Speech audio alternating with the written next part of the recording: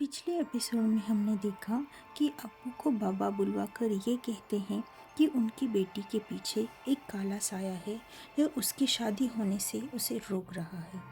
साये का नाम सुनकर अब्बू का तो जैसे दिमाग ही काम करना बंद हो जाता है और उनकी आंखों से आंसू आने लगते हैं। अब आगे अब्बू की हालत को देखकर बाबा कहने लगते हैं, मैं आपके दुख को समझता हूँ, इसलिए कुछ और भी बातें हैं जो मैं आपको बताने जा रहा हूँ। वो काला साया शबाना को अपनी दुनिया में ले जाना चाहता है।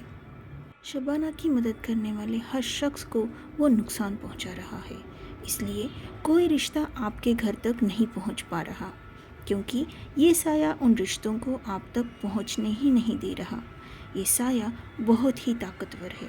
ये फिर से कोशिश करेगा जब भी शबाना का रिश्ता होने लगेगा, इसलिए मैंने वो तावीज़ दी है ताकि कम से कम वो शबाना से दूर रहे।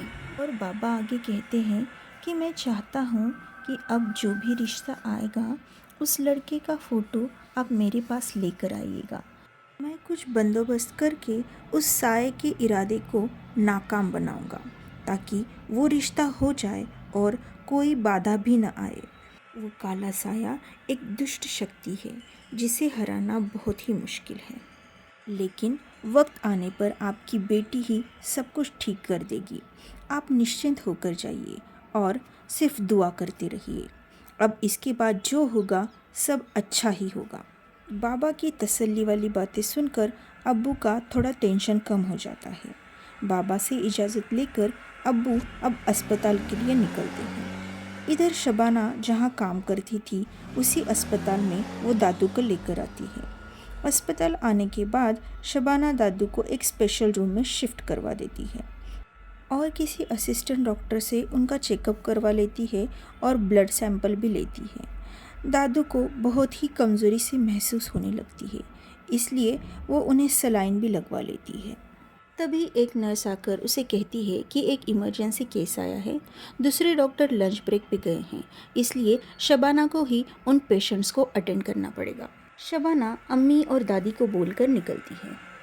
जिस वार्ड में इमरजेंसी थी उस वार्ड में जाने के बाद वो देखती है कि दो लोग बुरी तरह से घायल हो गए हैं। वो नर्स को पूछती है कि क्या एक्सीडेंट की केस है।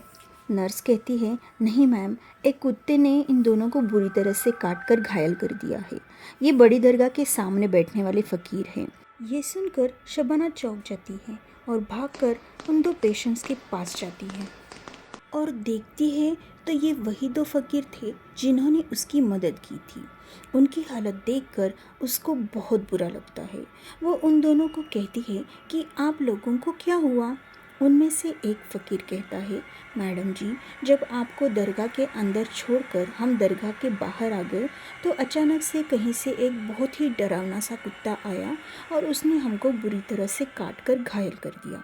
वो तो खुदा का शुक्र है कि वहाँ कुछ लोग थे जिन्होंने उस कुत्ते को मारकर भगाया और हमें यहाँ लेकर आ गए।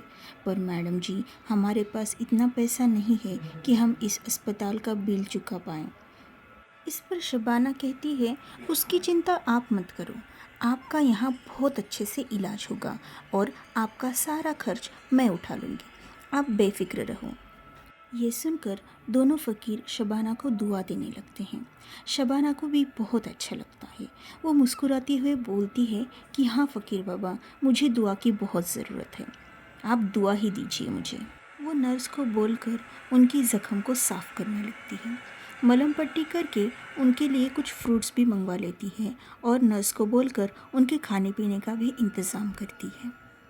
उधर श्वेता शबाना के साथ बात करने के बाद फिर से उस लड़के की प्रोफाइल देखने लगती है और अपने आप से कहती है, शब्बो, मैं तेरे लिए बहुत खुश हूँ, तुम दोनों की जोड़ी खूब जचेगी, यूसुफ तुझे बहुत खुश रखेगा, मुझे पूरा यकीन है। ऐसा कहकर वो मुस्कुराने लगती है। तभी घर के दरवाजे को ज़ोर ज़ोर से कोई बजाने लगता है। श्वेता घड़ी की तरफ देखती है। शाम के 4 बज रहे होते हैं। वो सोचती है शायद उसके माता पिता और भैया भाभी आ गए हैं, इसलिए वो फटाक से उठकर दरवाज़ा खोलने लगती है। फिर सोचती है कि पहले आईपीस में से देखकर कंफर्म कर लूँ, इसलिए आईपीस में से देखने लगती है, लेकिन उसे कोई भी दिखाई नहीं देता। तभी उसके मोबाइल पे उसकी भाभी का मैसेज आता है कि वो लोग 6 बजे तक आ जाएंगे। श्वेता फिर से आईपीएस में से देखने लगती है। वो देखती है कि एक बड़ा सा दांत वाला आदमी उसे देखकर बाहर आने का इशारा कर रहा है। श्वेता डर जाती है और अपनी रूम की तरफ भागने लगती है। तभी जोर से डोरबेल बजने लगती है। इतनी जोर की आवाज़ से श्वेता बहुत डर जाती है और उसकी धड़कनें तेज होने लगती है। वो अपने रूम में जाकर रूम का दरवाज़ा अंदर से लॉक कर देती है। अब बेल बजना बंद हो जाता है।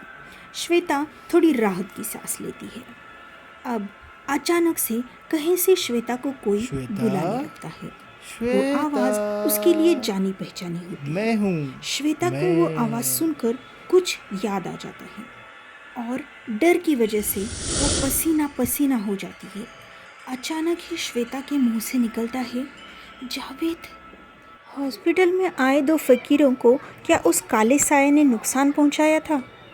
हॉस्पिटल में एडमिट हुए 2 फकीरों की बुरी हालत के पीछे वो काला साया है।